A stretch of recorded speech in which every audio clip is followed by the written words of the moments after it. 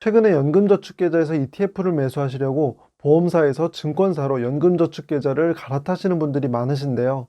그리고 여러 ETF 중에서도 S&P 500 지수를 따르는 킨덱스 미국 S&P 500과 타이거 미국 S&P 500 ETF를 연금저축계좌로 매수하시려는 분들이 많습니다. 원래는 킨덱스 미국 S&P 500 ETF의 보수가 훨씬 저렴해서 제가 예전 영상에서 이 ETF만 소개해드렸는데요. 그 후로 타이거 미국 S&P 500 ETF의 보수도 따라서 낮추면서 이 두 개의 ETF 중에서 어떤 ETF를 선택해야 할지 행복한 고민을 할 수 있게 되었어요. 그래서 오늘 영상에서는 이 두 ETF의 시가총액이나 거래 대금과 같은 기본 현황 7가지를 먼저 비교해 볼 거고요. 그리고 제가 매달 이 두 개의 ETF 가운데 어떤 기준으로 투자를 하고 있는지를 설명드리겠습니다. 영상 보시기 전에 좋아요와 구독하기 그리고 알람 설정 부탁드리고요. 자, 그럼 시작하겠습니다. 반갑습니다. 광화문 금융러입니다.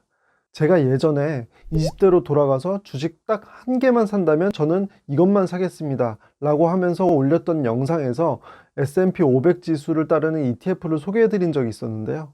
이때는 코로나19의 재확산에 대한 우려가 시작되면서 주가가 많이 빠지던 시기였어요.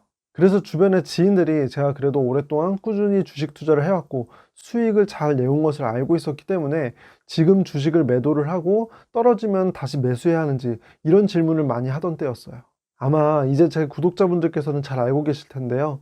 좋은 주식을 매수하면 결국 내가 산 가격보다 주가는 더 오르게 되어 있어요. 그리고 이렇게 주가가 떨어지면 더 저렴하게 매수할 수 있는 기회이고 이때 매수를 하고 기다리면 결국 수익률은 더 높아지거든요. 그런데 항상 문제는 좋은 주식을 매수하는 게 아니라 당장 조금이라도 더 오를 것 같은 주식을 매수하기 때문에 예상치 못하게 이렇게 주가가 떨어지면 원금도 회복하지 못할까 봐 걱정해서 손실을 보고 팔아버리게 된다는 거죠. 그래서 이때 제가 내가 산 가격보다 결국 주가가 더 많이 오를 확률이 가장 높은 주식으로 S&P 500 지수를 따르는 ETF를 구독자 여러분들에게 소개해드렸어요. 그런데 사실 제가 아무리 좋은 주식을 소개해드려도 당장 주가가 오르지 않으면 처음 투자하시는 분들께서는 신뢰를 잘 못하실 수도 있거든요.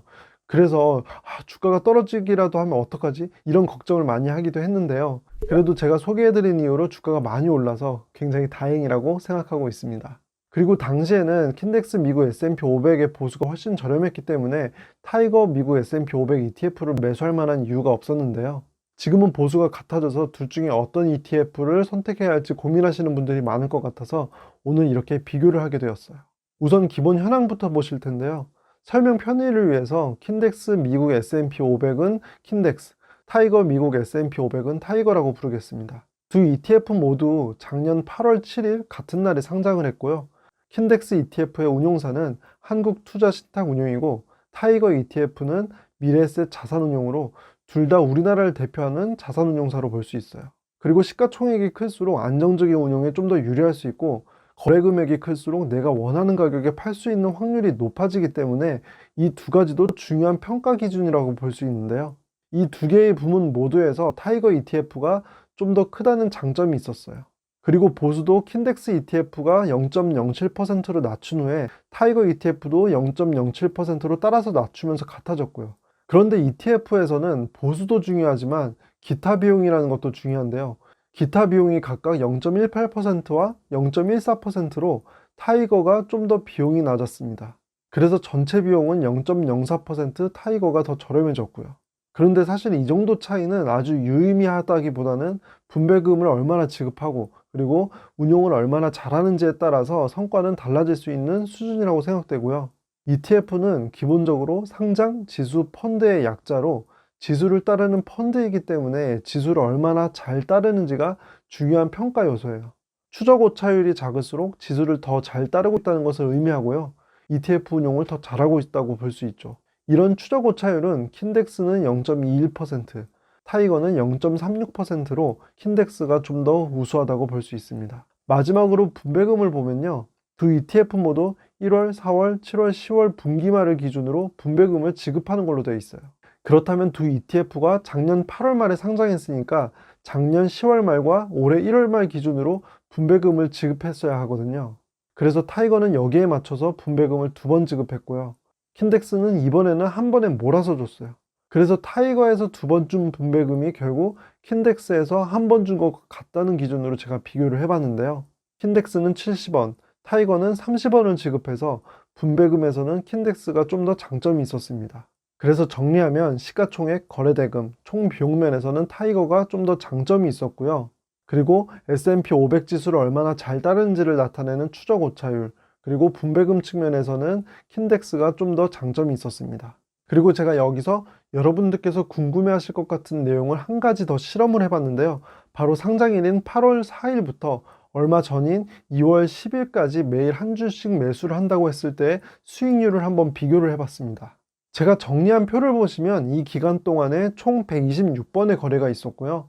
각 ETF 한 개만 투자했을 때의 투자 금액은 킨덱스는 129만 4,460원, 타이거는 128만 305원이었어요. 그리고 주식 평가 금액은 킨덱스는 138만 8,520원, 그리고 타이거는 138만 960원이었고요. 그래서 앞에서 설명드린 것처럼 킨덱스가 분배금을 더 많이 줘서 같은 수의 주식을 매수해도 분배금의 차이가 있었는데요.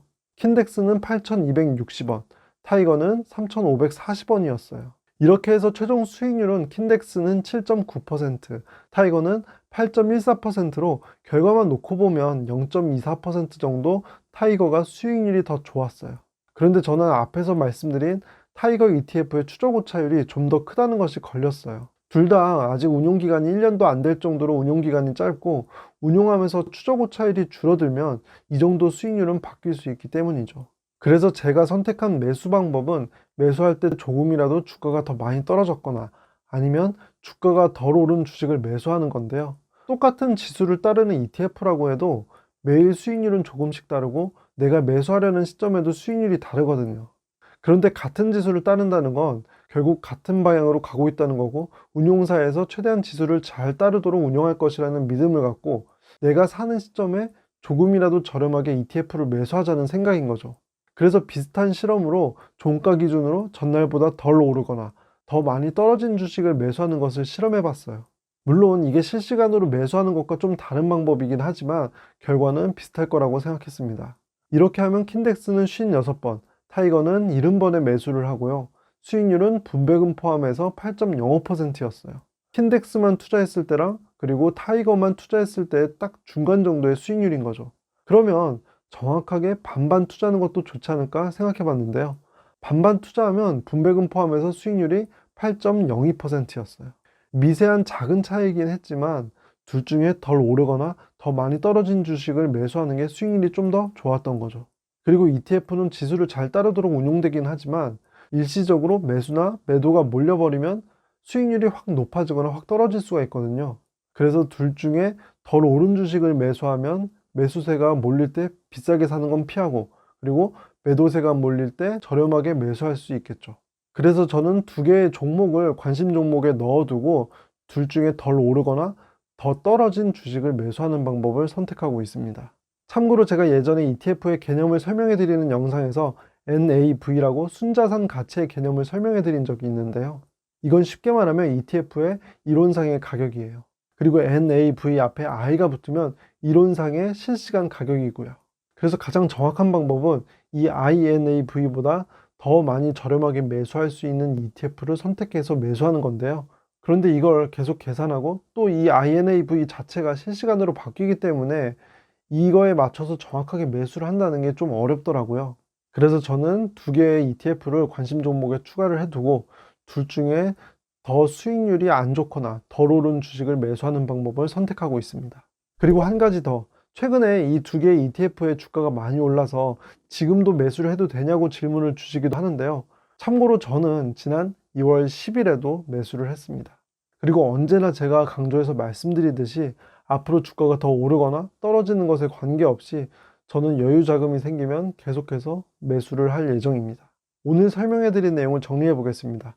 만약 운용 규모나 거래대금, 그리고 총 비용, 그리고 지금까지의 투자 수익률의 성과, 이 부분을 중요하게 생각하신다면 타이거 ETF를 매수하시는 것이 좋고요.